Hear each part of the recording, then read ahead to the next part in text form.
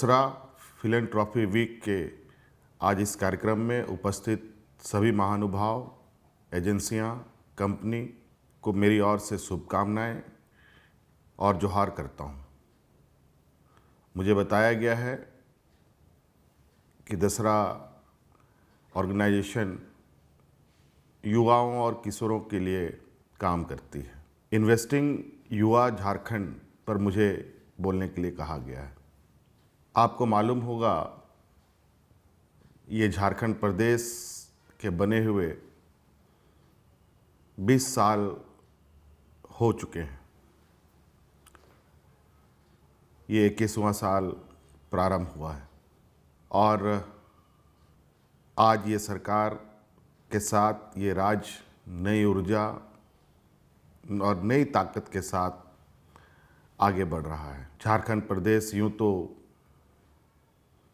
पिछड़े राज्यों के पायदान में इसकी गिनती है, लेकिन आज अगर हम इस झारखंड को देखें तो इस राज्य में विकास के अनेक संभावनाएं हैं। हर कोने में इसकी आपको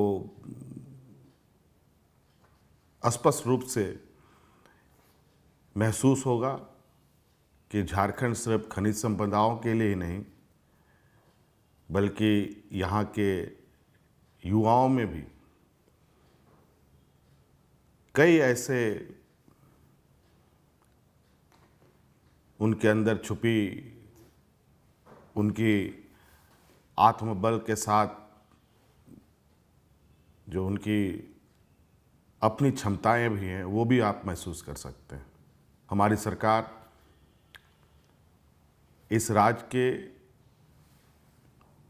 युवाओं को, किशोरियों को, गरीबों को, किसानों को ध्यान में रखकर उनके लिए विशेष कार्य योजना बना रही है और ये हमारे हर योजना के केंद्र बिंदु के रूप में हम इनको देख रहे हैं। इस राज्य में कई फंडामेंटल इश्यूज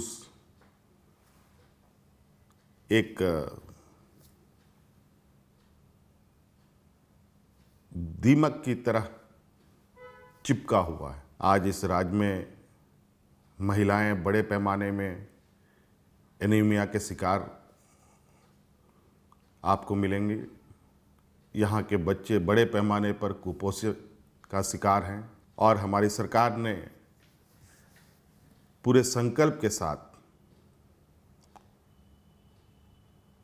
इस समस्या को जड़ से खत्म करने का संकल्प लिया है। आदिवासी बहुल राज्य है और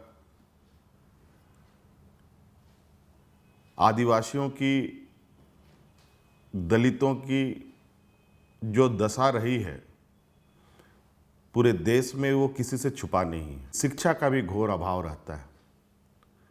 इसको लेकर हम शिक्षा के क्षेत्र में भी बहुत तेजी से आगे बढ़ रहे हैं और इसके लिए हम लोगों ने लक्ष्य तय किया है कि लगभग 4,500 स्कूलों का मॉडिफिकेशन किया जाएगा। कई स्कूलों को हम लोगों ने चिन्हित किया है जिसमें आधारभूत संरचनाओं को और बेहतर करते हुए मौजूदा शिक्षा का जो स्तर है वो शिक्षा देने की हमारी सोच है और हमने ये लक्ष्य तय किया है। हमारे इन क्षेत्रों में क्वालिटी एजुकेशन की भी आवश्यकता है। शिक्षकों का भी घोर अभाव है। हम उनको भी बहुत तेजी से हर एक स्कूल में शिक्षकों की उपलब्धता सुनिश्चित हम करने जा रहे हैं। यहाँ का भौगोलिक दशा काफ़ी उतार चढ़ाव होने की वजह से स्वास्थ्य का भी यहाँ एक बहुत बड़ा समस्या है। यूँ तो अभी बहुत तेज़ी से अनेकों मेडिकल कॉलेज हमारे राज्य में शुरू हो चुके हैं और मुझे उम्मीद है कि इन बड़ी संस्थाओं से हम राज्य में स्वास्थ्य व्यवस्था को सुदृढ़ कर सकते हैं। जिला अनुमंडल स्तर पर विशेष कार्य योजना तैयार करने का निर्णय लिया है, जहां पर हर सुविधा की सुविधाएं उन अस्पतालों में होंगे। डॉक्टरों की उपलब्धता 100% सुनिश्चित करने का हम लोगों ने निर्णय लिया है। राज्य में कुपोषण और एनीमिया को खत्म करने के लिए हम लोगों ने मिशन मोड पर 1000 दिन का लक्ष्य तय किया है और एक प्रोग्राम, समर प्रोग्राम भी हम लोगों ने प्रारंभ करने का निर्णय लिया है। क्योंकि बहुत सीधा सरल और भोले भाले गरीब लोग यहाँ पर रहते हैं। रोजगार की लालच में कई गलत संस्थाओं के द्वारा, गलत लोगों के द्वारा यहाँ से बड़े पैमाने पर ह्यूमन ट्रैफिकिंग के भी चीज़ें होती रही हैं। हमारी सरकार ने आते ही इस विषय पर बहुत तेज़ी से काम किया है और बड़े पैमाने पर ऐसे बच्चों को जो दूसरे राज्यों में लोगों ने बंधक बनाया हुआ था, ज़बरदस्ती इनको यहाँ से ले जाया गया था, उन सब को वापस लाने का भी काम किया है। मैं ये नहीं कहता कि ये पूरी तरीके से चीज़ें सुधर गई हैं, अभी काम बहुत करना बाकी है। हम खिलाड़ियों के लिए पहली बार राज्य में एक नई खेल नीति लाई जा रही है, जिसके तहत हम लोग यहाँ पर बच्चों को सीधी नियुक्ति और सरकार की नौकरियों में आरक्षण का भी प्रावधान करने जा रहे हैं। पहली बार हमारे राज्य में बच्चों के लिए खेल जगत को आगे बढ़ाने के लिए स्पोर्ट्स ऑफिसर की नियुक्ति हम लोगों ने की। अभी हमारे राज्य में जूनियर गर्ल्स हॉकी टूर्नामेंट चल रहा है।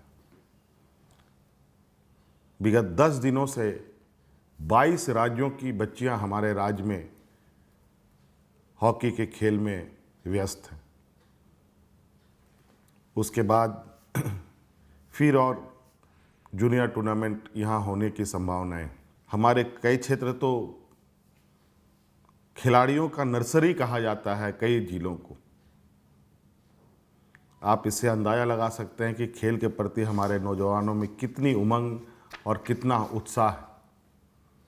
सीमित संसाधनों में खाने के लिए नहीं है, फिर भी खेल में अव्वल है। आज हम उन नौजवानों को तराशने में लगे हैं।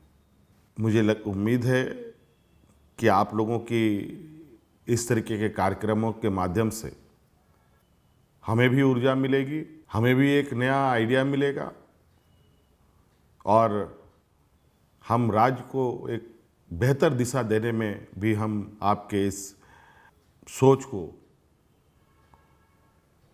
अपना कर आगे बढ़ सकते हैं। आज इस क्षेत्र में रोजगार सृजन के लिए कई इन्वेस्टमेंट की हमें आवश्यकता है और